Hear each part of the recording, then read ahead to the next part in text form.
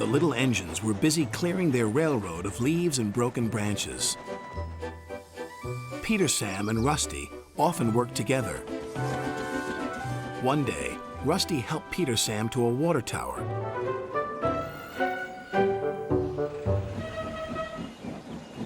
Peter Sam felt much better after his long drink, but the freight cars were bored. Let's break away. Their loads were heavy and the couplings old. One snapped.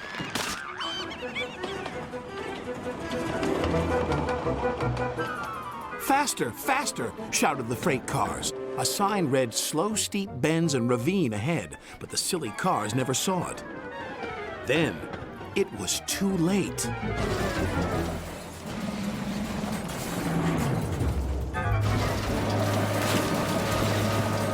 Peter Sam arrived at the scene of the disaster. His driver sighed. This was our fault. We didn't secure them properly. We'll have to get help to pull them out. Sir Topham Hatt will be very annoyed. And he was. You will work in the yards until I can trust you again. Duncan was delighted with Peter Sam's dilemma. Fancy not securing your freight cars on a hill. They'll come back to spook you and your special funnel. Woo! And who's to say you're not afraid of ghosts? Snapped Rusty. Ghosts? Things that go bump in the night? Rubbish! Well, I'll tell you a story that will make your funnel quiver, Rusty said. A long time ago, a little engine was returning home. It was a misty, moonlit night. Suddenly, the engine lost control and plunged over the side into the swamps below.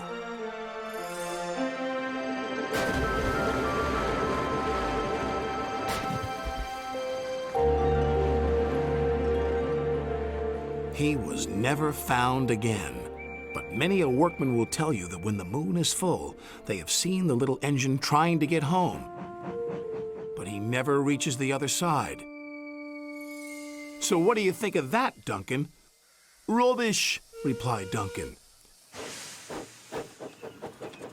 Never mind him, Peter Sam. He'd be frightened if he really saw a ghost. This gave Peter Sam's driver an idea. Let's play a trick on Duncan. The next day, he spoke to Duncan's driver and fireman, who agreed.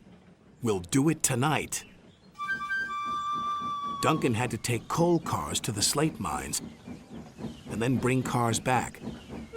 Duncan's driver decided as part of the plan to cross the old iron bridge. Haunted bridge. Rubbish, snorted Duncan. It's as tame as a pet rabbit. But all the same, he kept thinking about Rusty's story. When dusk fell, he was keen to leave. If we don't go now, Skarloey will take my favorite place in the sheds. We have to collect our cars first, his driver replied. He could see their plan was working because Duncan was nervous. When night fell, they set off. The mists were rising around the old iron bridge. Duncan whistled, and the sound echoed everywhere.